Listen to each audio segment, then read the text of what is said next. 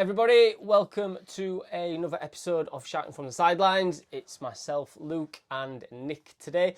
And today we're talking about teams, grassroots football teams. Obviously, as a lot of you know that come to Foot Tech, we're not a team, we're a development programme. We help children that want to maybe get into teams, or children that are in teams that want to get better, children that just want to play football. But we, the other day, did something we've never done before, which was we took a team, a Foot Tech team, Foot Tech FC, to a tournament. It was hosted by Leeds United. They were looking for players, sort of year 3 under 8 level. So we took some of our under 8s over for a day there. They had a lot of fun. It was Nick and Coach Craig that led it. So we just want to go through a little bit of our experience from that day, and use this as a bit of an education for parents that are maybe looking for teams, that are in teams and considering changing, or maybe just want to find out more about what a good team looks like in terms of the training and the development for your particular child. And it was just interesting, wasn't it, on that day, watching the approach of others and just seeing that a lot hasn't changed, has it, really? Yeah. Since we were kids, and with all the FA courses and stuff that they've pumped out in the last few years and all the changes to the systems, there's still the old stuff happening that's not good. So that's what we're going to have a talk about today. So let's dive right in, Nick. First thing that saw was, I got there a little bit late. Obviously, you and Craig were running it, and the first thing that one of the parents said to me was, "Oh, they've done really well. Yeah, they've started really. I tell you what, though, there's a team over there in orange. They're really organised. They look really good." Okay, and I just watched them for a little bit, and it's like, yeah, they look decent or whatever. But they kept saying that word, organised, and I've watched this team. And I'm thinking, oh yeah, they're staying in positions and they're doing this and that. But at no point did I think that one particular player there, what a player, he's on the ball and he's confident on the ball, he's controlling the ball. I didn't think that, I didn't see any of that at all. Now that team won the tournament, didn't they, that day? But at no point did any one of those single players stand out. Yeah. You can put kids in positions and you can get them to stand in certain places, and that's fine, and it works and it's effective. The way we try to look at it is first of all, they are children, and for our children, for most of them, it was their first ever time playing football. So quite reluctant to say to a child in their first ever game of football, yeah, you're going to come and play a football match today, but you can only stand there. You can only do these kind of things. I just don't think it's enjoyable for them, and more importantly than that, I don't think it's great for their development. So there was a lot of situations, as there is in any youth football. I went and watched one of our 7-year-olds play yesterday at Roundhay Park, and the same thing was happening in that game, and I just don't see it as a huge problem. But it's just more important from our point of view for them to understand what they're doing themselves, rather than us saying to them, you go and stand here and be a defender, or you go and stand up there and be a striker. It's much better for them to be in the game and looking at where the ball is, where their teammates are, where their opponents are, and then making their own decisions based on that, because that's what they have to do in the game ultimately when they get older. So I just think it's for young children as well. If you're watching, I don't know, Messi, Ronaldo on TV, they're the players you want to emulate. So then to turn up on a Sunday morning and say, well, no, you've got to stay here. There were some players who did not cross the halfway line. And at 7-year-old, I just think that's quite depressing. I think looking at long-term development, they need to be enjoying what they're doing. And I think you don't necessarily do that if you're told you're a defender, and every game from when you're 7 years old all the way through your life you're going to play in defence. I also just fundamentally don't believe that's the best way to develop. Not even defenders. I always look at the example of Jamie Carragher with that, and I don't think you could look at a player and think that anyone is more of a defender than Jamie Carragher. But when Jamie Carragher was a youth player, I can't remember if it was at Liverpool or Everton, he was at one of the two, but he broke all the goal scoring records as a striker. He was not a defender in his youth team, and without knowing anything about his youth team, I imagined that Jamie Carragher was the most skillful player in that team, and whoever was the defender in that team at the time was probably the least skillful player.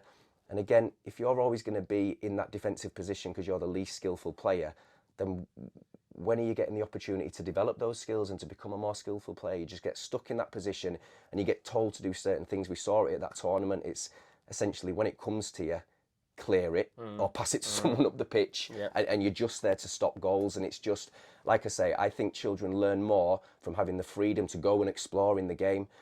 You also get those instances, which thankfully we didn't see any of that, where you'll have people who are strikers, and when the team concedes a goal, it's, oh, where's the defenders? Oh, defenders, why didn't you stop that? It's not their responsibility, it's the team's responsibility. And so there were times where a player who was further up the field, but they saw someone running with the ball backwards, or they saw an opponent in space backwards, and they went and made the tackle, or they went and marked them, or likewise someone who was in defence or further back on the pitch, they saw a space to move forward, a space to run forward, they got the ball, and they were confident to dribble forward. And I just think at this age, when you're first starting out, just go play, just go what you want to do in the game. And they will, I'd have concerns if a year later, 2 years later, 3 years later, they were still all going all over the place and just swarming and not understanding that, there's sometimes players behind we need to mark, or there's sometimes different positions we need to take up. But they need time. You can't just worry about that after one game. And that's the thing with this. What we're sort of saying here is to parents, these children were 7 and 8 years old, and if you're at a team that is telling you that your child is now a defender or your child is a striker, that needs to set alarm bells ringing immediately, because they're 7, they're 8. That will come later. That might be a matter of opinion. So Nick and I might think that should come into high school. Some people might think it should come later in primary school. Fine, but at that particular age, they should not be given a position. They don't need that, because, as Nick said, it stifles them more than it does develop them. They don't have an appreciation of the game. If you look at Jamie Carragher as an example, Jamie Carragher played as a striker, broke all these records. So do you think that would have helped him as a defender? Of course it would, because he knows the movements that they're going to make. It also goes back to what Nick said there. They will, if they play striker, defence and midfield, they have an appreciation of what's going on in those positions, so they're not going to be shouting at their defence if they concede a goal. That in itself is, because that creates the team ethic as well, and it's from a development point of view, it's not just the football, they're empathising, they're sympathising with their teammates if they make a mistake, because they've been there, they've been in those positions. So that's the point from there was, is your team that your child in, are they setting up to simply win football matches at all costs of development to each individual child? It shouldn't matter whether they win, lose or draw. What should matter is, what have they learned in that game, and what are they going to take from that and then use in the future. And if you're a defender in that game and your team have won the game 4-0, but your role within that game has just been, you got the ball came to you 3 times and you've just launched it down the pitch to clear it, to be a defender, that's you can't, or you shouldn't be. You've got to look beyond the result. You've always got to look beyond the result. Your player could have the best game of their life. The team might still lose. So that's a positive day for your player. They've done really well. And on the flip side of that, your player could be awful. They could have the worst game ever, but the team can still win. So again, do you take from that, you won today, so you played well, or did you not play well? You've got to look at the individual performance. Exactly. I think there's a team that I've mentioned once or twice on the podcast, which is Fletcher Moss Rangers over in Manchester, and they've just had a ridiculous level of success in terms of the amount of players they've developed as children that have gone on to not just play football professionally, but play at the top. You're looking at your Marcus Rashford as one of the leading examples there. And their whole thing when parents sign up is it's development over winning, and they have to sign to say, we're not interested in... They do win a lot of games because of the way they develop the kids. This is it. That's it. Yeah. But their whole thing is, we're not bothered about that. And I'd love to go and hopefully we can at some point go and chat to them about that, because I think it's such a powerful thing. So that was one big thing that we saw, and the other thing that was apparent immediately was parents and coaches overcoaching from the sidelines. And we go back to the example of the team that won the tournament.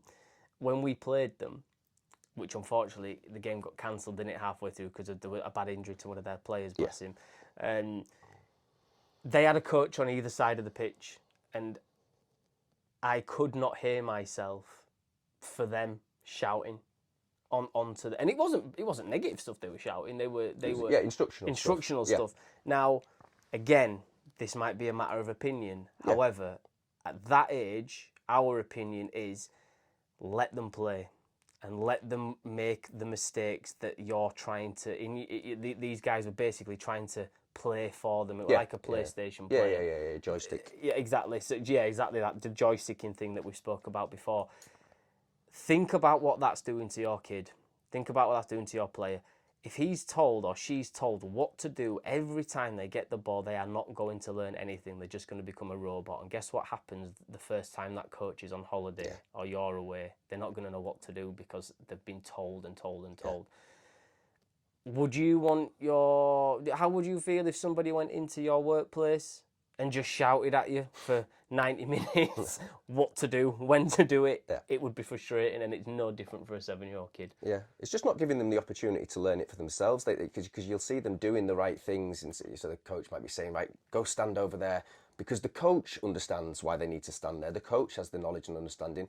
The player's just following an instruction, though, and that's not really them learning what to do it for themselves. And as you say, if the coach is ever not there, or they're in a different situation, or playing somewhere else, or for a different team, if they don't really know why they're doing something, then they're unlikely to do it by themselves. Yeah. They're going to need that instruction there.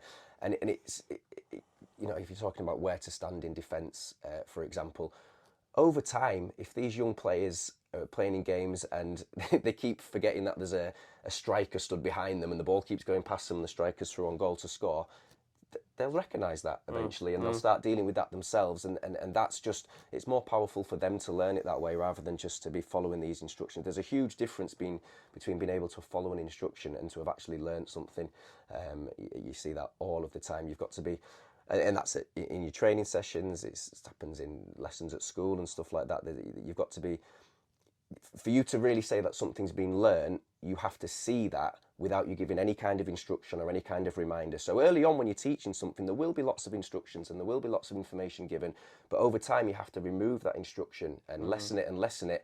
And then, as I say, down the line after time, when you can look at it and they're doing that and you've not told them to do it, then you'd be quite confident in saying, yeah, they're learning to do that there. They're not just doing what I'm telling them to do. So that was the coaches. And then the parents, I had a rant about this the other day on our social media. Get rid.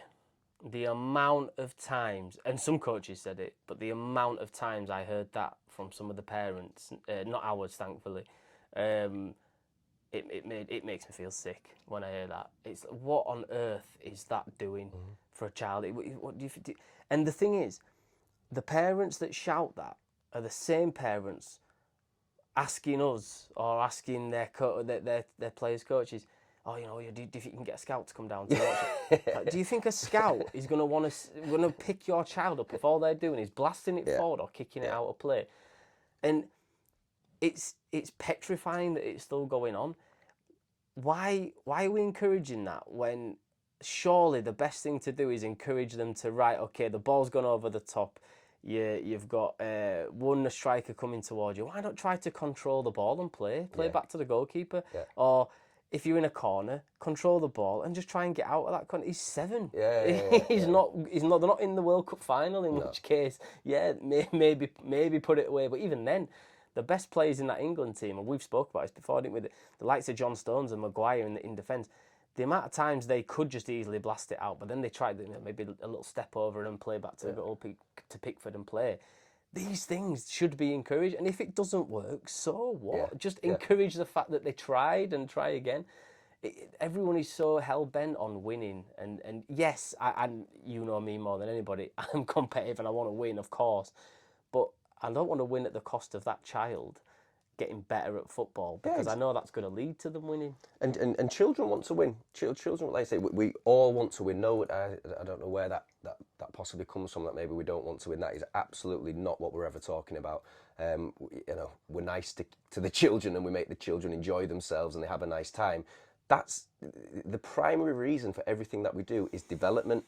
We understand that children are more likely to learn if they're happy in the environment, if they're enjoying themselves in the environment. So that's our main reason for doing it. it's not because we're nice guys and we want to be nice to kids. We do, but but primarily we're football coaches and we want to make the best footballers we possibly can, and that comes from that grounding there. But yeah, the thing about clearing it, that was, and you're saying how it still happens, that was one of our founding ideas and principles when Foottech started all those years ago. It's like, we need to get away from this idea where you're seeing kids blasting it and clearing it, and it's just the wrong idea. And it being applauded. Yeah, and it's, well played, yeah, you got it out. And that was the thing, we had some of our parents that have got their players in football teams, and you could see they were trying to be polite about it, but they wanted to say to me, well, why are Nick and Craig not telling them to get rid of that? Or why are Nick and Craig not telling them to put into positions, which we'll come on to in a second? And it's for that reason. We got the ball. We got some. In fact, nearly all of our goals against us were from balls over the top, because our players just we didn't give them positions, and so they were here, there, and everywhere. And on that, even if we did give them positions, that doesn't mean that wouldn't have happened. Exactly. It's a myth to think a coach can just say something to a player and it's fixed and eradicated. It doesn't work like that. Exactly. But this was kind of the point. We didn't want to say anything on the day because we wanted to record this to talk about our approach and some of the reasons why we do what we do, in hope of educating parents for the future with their teams. But that was the thing, is we could have easily told them to go do that. Yeah. But I bet if we were to take them to a tournament the week after, they wouldn't have conceded as many goals that way. And then if we took them to another one and another one, it'd be a very, very different situation. That was the first time a lot of them had even met each other, let alone played with each other. And it was the first time we'd ever had them as a team. But you could see some of the parents like wanting that, and it's like, we're not here to win this. But also on that, and I think everyone is guilty of that. Our experience, the majority of people's experience of watching football is elite, professional men's football. So, and then we go with those same eyes and watch under-7 children's football, and we're making that comparison. It's grossly unfair on these children to expect them to be playing in the same way as elite professional adults. That's not where they are or who they are. It's a completely different game. And this, again, this conversation that we're having now is all about the perceived limitations of the players on those days. Turn that on its head. Look at all the brilliant things that they did. From our point of view, we started out Foottech years ago, and it was to eradicate things like clearing it, booting it away, all these types of stuff. It didn't happen once with any of our players. No. They were so confident on the ball wherever they were on the pitch. They were happy to take players on. Yeah, if they were elite adult professionals, they were probably trying to take people on in the wrong position. But they're not. But because they're doing that now, that if, fingers crossed, some of them ever did get to that level, they wouldn't be making those mistakes because they've had the chance now to work out when to do it, why to do it, what works, and it makes them better players. You've just got to trust the process. Learning is such a long process and happens over time, and we've seen literally the first football match some of those children have ever played. Exactly. And we're here talking about some of the things they couldn't do. It's a bit of short-term pain for long-term gain, and it's maybe a podcast for another time. An argument, a counter-argument to that might be, well, if that's the focus, and for a season or two they do nothing but lose football matches. Yes, they're all individually getting better, but fundamentally they're not there yet. Whereas other teams, really well organised, really well drilled, they're smashing us 16-0 or whatever. How do you continue to motivate your child in that regard? And like I said, that's a podcast for another time. But what we're saying here is that it's in our opinion the right thing to do, because they give us those kids in 2 years' time and compare them to maybe the team that won that tournament, and I guarantee you ours will be better individually. There'll be no doubt about that in terms of the way that they would be coached. But that's the thing, you've got parents need to get on board with that, and parents need to over encourage, over praise. When they lose, praise whatever that child did the right thing. If they did the right thing, they didn't clear it, they tried to take that play. If you over encourage that and praise that, then I guarantee the fact they lost the game or maybe conceded a goal as a result of the mistake, it'll be a little bit easier to swallow. I just, as well, we're talking about children, and we've had lots of experience coaching teams, both you and I, and although this was our first one with Foottech, we've coached many of other junior football teams. So kids very, very quickly at the end of a game, almost instantly in some cases, forget the result, forget what's happened. They like playing the game. They're not really bothered about analysing it. And on that point, you look at the reasons why children drop out of sport. Something that always comes up is it becomes too serious. My parent and my coach, they start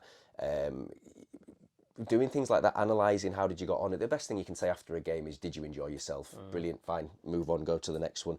But yeah, that game, even that we won, I remember coming off and they were all buzzing, they were delighted and jumping around. Woo, woo, woo, we won. Some of them didn't know the score. They didn't, there and then, instantly, they didn't know the score. I went and watched one of our 7-year-olds yesterday. I was stood with his dad, and his dad was saying, oh, I've said I'll give him a quid for every goal he scores today. I think he scored 2. The lad come off and says he thinks he scored 3 or 4, but couldn't remember. And his dad, I think, had a different number as well, completely. But it just shows they're wired a bit differently. They like playing it because it's fun when they're doing it, but they don't need to talk about it afterwards or have that post-match analysis or anything like that. A point from my thing that we spoke about, from my point of view, so I was at the sidelines. Like I said, Nick and Craig were the coach of the day, the managers of the day, I guess. And I was at the sideline just observing, and what really struck me was, so just to set the picture for parents listening, our team was made up of players from FootTech across all of our sessions. Some of them don't play for teams. Some of them play for teams and combine it with us. Some of them just come to us for a bit of fun, might just look at joining a team soon.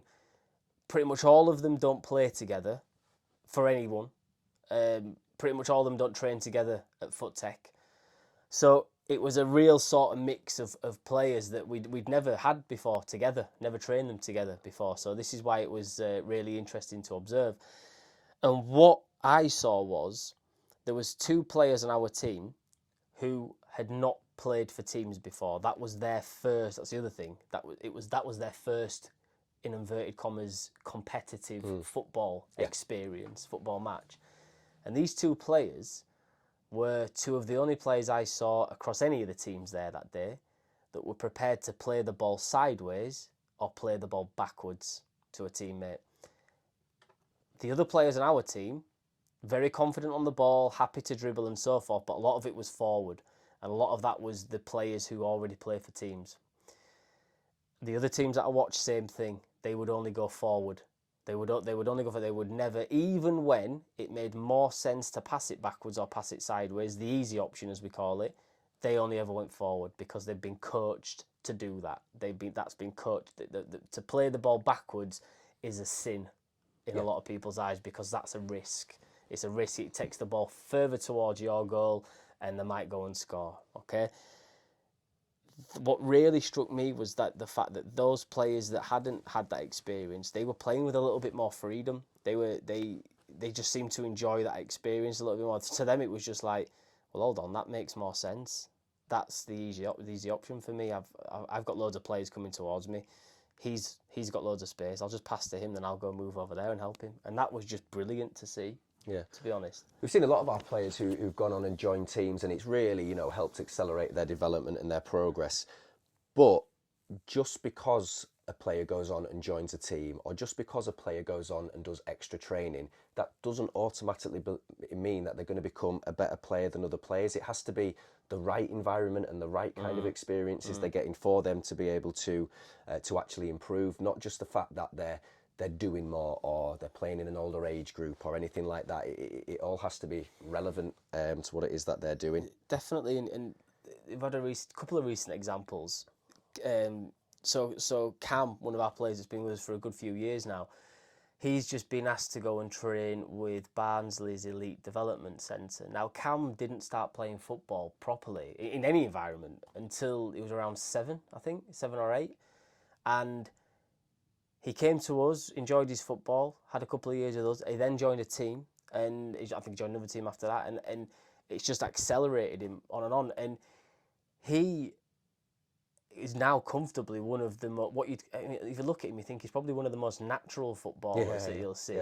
But I think that's because he wasn't in that environment as a child. He wasn't put in an environment in a football team or wherever from 5-6 years old, and he plays with so much freedom. He moves so well because he's probably played different sports along the way. And I'll come on to another example in a second. And I don't think that's a coincidence. And I think that's the other example is the little boy that we coach on a Wednesday at one of our after school clubs, he's year 5, so he's 9-10 years old. Never played for a team before. He only does the after school football. Does a lot of other things, a lot of martial arts and other sports and stuff. And he has just been picked to play for the school football team above some of his friends that have played for football teams for years. Yeah. And again, we think that comes down to the fact that he plays with a little bit more freedom. He moves so well because he's had different movement experiences by playing different sports and trying different sports and doing different things. And that's helped his overall development. So the point there for parents is that listening to this thinking, do I need to join a team now?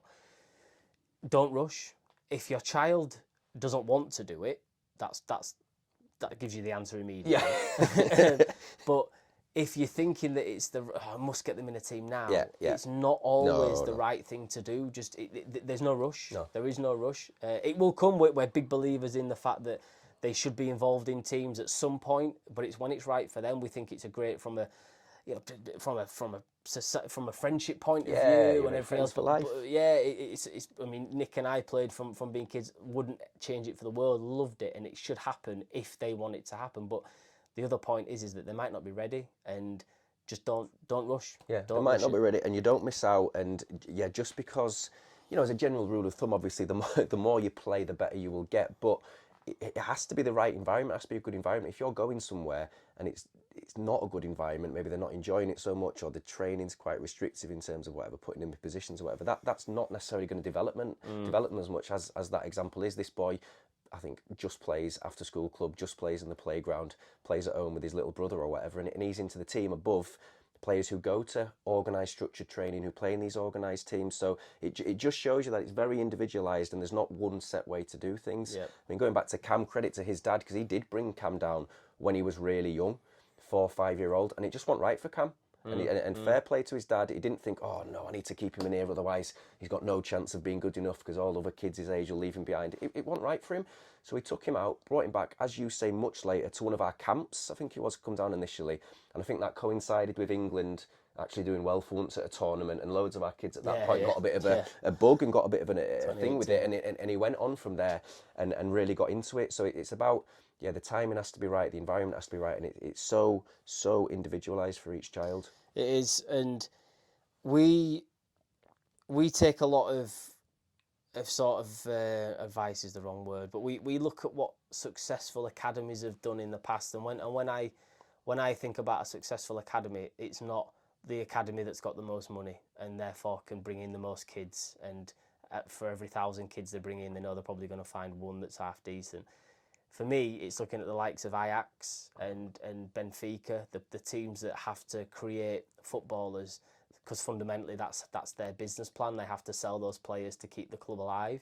The other year, Ajax got to the Champions League semi-final. I had everything crossed that they'd win that, because it would just be an absolute victory for football. The fact that they've developed a team from the academy that would go on to win the Champions League. Benfica is the other one, and we were lucky enough to go and have a 4-night stay there with them and on a coach education trip. And this was something I spoke to them about, and I observed it was their development phase. What is it they're doing at the development phase that's different? And what really struck me was there was nothing magic. It was a lot of what we've said today. It was watching their sessions. They weren't overcoached. They weren't stopping the sessions for 20 minutes so then the coach could tell the kids how much they know about football. There was a lot of I asked them about positions, and they were saying, in the development phase we try 7, 8, 9, we try to sort of say, look, in the games you maybe stay there, you maybe hang back a little bit. He said, but we try to let them work that out because that's better for them longer term. And of course when they get older we'll start putting them into the set positions, but for now it's a case of experience and enjoyment and learning. But observing their actual training sessions at the development phase was so refreshing, because we were expecting them to be listening to these coaches come out with some absolute gold, but it wasn't. It was just the fact that they'd set up these drills to be the teacher, and they were pulling kids out individually to have quick chats with them, give them some points, get them back in and keep the game running. And that's something you wanted to touch on, wasn't it, with regards certainly how we do it? Yeah, I think it's quite a big red flag actually when you see a coach stop a group of kids, stand there in front of them and tell them what to do, give them instructions, give them information. It looks like they're a really good coach, but while you're not playing, while you're sat on the floor listening to you, if they are actually listening to what the coach is saying to them, I struggle to believe how they're actually getting better at football. I mean, you could have a conversation about coaching. I could be Pep Guardiola, you could be Jose Mourinho. We could talk for hours about football. I just don't believe we would become better footballers from talking. You have to be actually playing the game and involved in the game. And so our sessions, they're very active and the kids are playing from start to finish, and we don't have things where, from time to time the sessions will be stopped and coaches will make points. And I think maybe there's a misconception there that we just kind of let them play and let them do what they want, but it's not. It's just we've kind of done it the other way around. We've put so much thought into our planning and our session design so they're able to get the outcomes that we want them to get out, whereas other coaches are instead just stopping and telling them what they believe is the answer. And like I said, I don't think that translates to improvement as players. You only get better from playing. And I think that's just true across the board. Definitely. And we're coming to the end now. And the last thing we wanted to sort of say was a lot of football clubs in and around where we are in Leeds, they do all of what we've said, the positive stuff. They do it all, and they do it all very, very well. And it's a matter of seeking out these clubs and hopefully getting a place for your child in them at that point when you want them to go to a football team and they want to go to a football team, because there's plenty of really, really good ones out there. What this is hopefully done for parents is just give you a little bit of an education and an insight into maybe what to look out for, any red flags and so forth, and just make it about the development of your child above and beyond anything else. This is our opinion.